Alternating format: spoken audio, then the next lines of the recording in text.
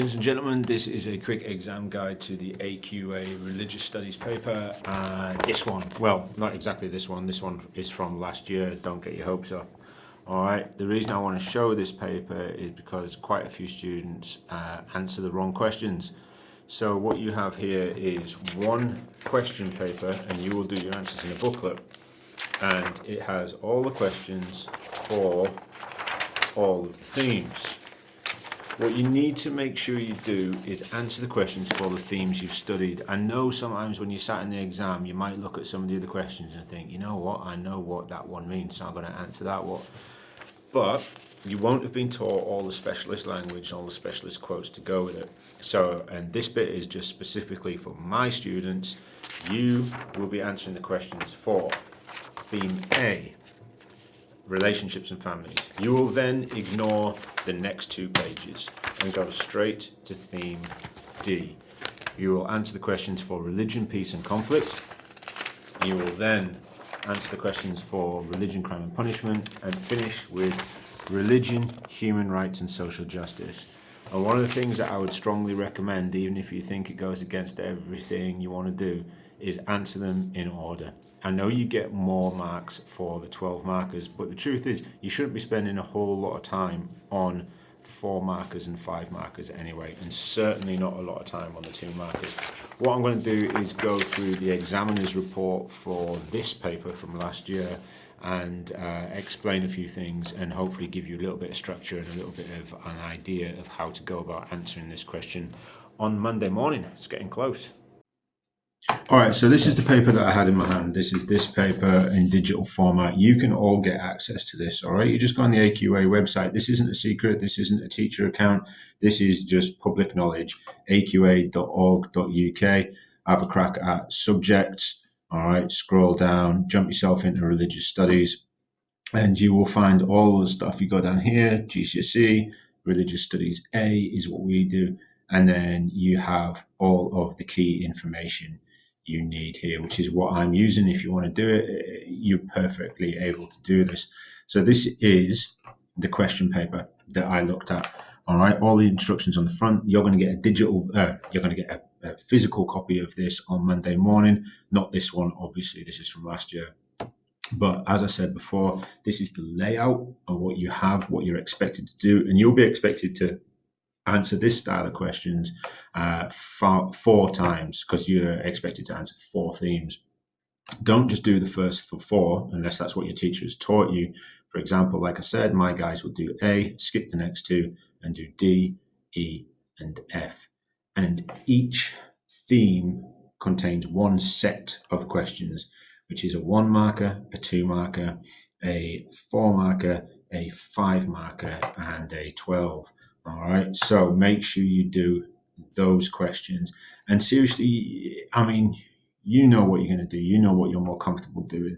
But I would recommend doing them in order, because quite simply, you might miss something out. It's quite a lot of pressure under that exam. So don't risk missing something out. Do it in order and crack on with it to the best of your ability. So let's have a quick squiz at the examiner's report, and we'll explain a few things. This is on that website as well. You can get access to this. It's not a secret. On the whole, they said everything went all right, but there was some issues with the quotes. For example, some people took quotes out of context and tried to use them inappropriately. For example, it's quite hard to argue a point for sexual relationships using the quote, "Love thy neighbor." What I've told my guys is for each of your 4 themes, make sure you have a good core collection of quotes that you can draw upon in order to justify certain points of view. All right. And make sure if you're going to quote them directly that you know the source. If you don't, then paraphrase. A specific point here, I mean, absolutely do not try and answer all 6 questions. It's not going to help you. You're not going to get more marks. You're not going to get more credit. All right. Answer the 4 themes that you have studied. So it says here, a few attempted to answer the questions completely out of order, and this often resulted in 1 or more questions not being attempted, which obviously affected the mark. Be really careful with that. That's why I say answer it in order if you can. It keeps you on track. I want to draw your attention to this. Those who named the specific religions they were writing about in the longer answers did better.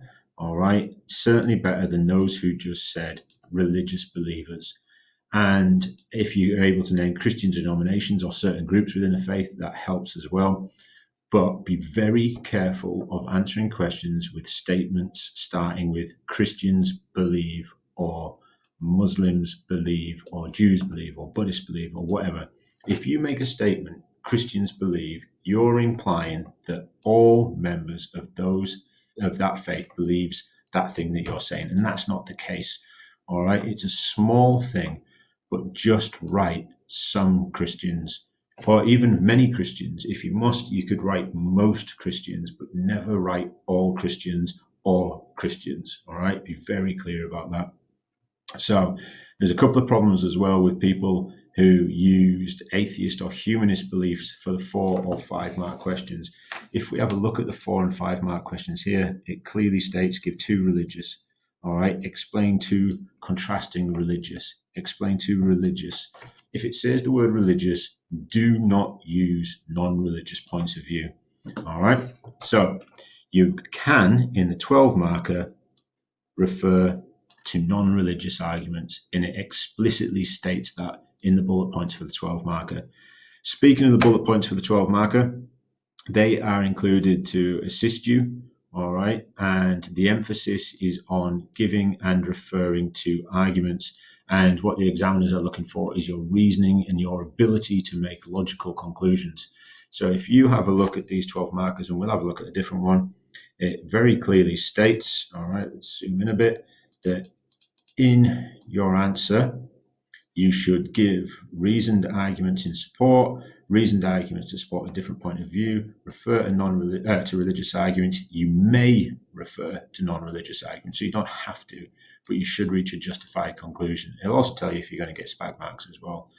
I teach the dad boy method because I teach Christianity and Buddhism, and the B of dad boy can stand for biblical and Buddhist, but it's just an aid to memory. It is not a pattern that you have to follow, and I would strongly recommend you follow this when you answer your questions. And notice that there is an S at the end of arguments, all right, meaning plural.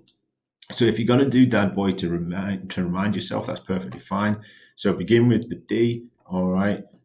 Essentially what that is saying is define what the statement is saying. Talk about the key words in the statement first, all right. Then A, provide reasoned arguments in support of this statement. You could say agree if you wanted to. The second D is different point of view. Doesn't have to be a polar opposite point of view. It can just be a different point of view. So that's DAD. B is for religious arguments because the B is for biblical teaching or Buddha teaching, Buddhist teaching. All right. You may refer to non-religious arguments if you can. That could be an O, other point of view.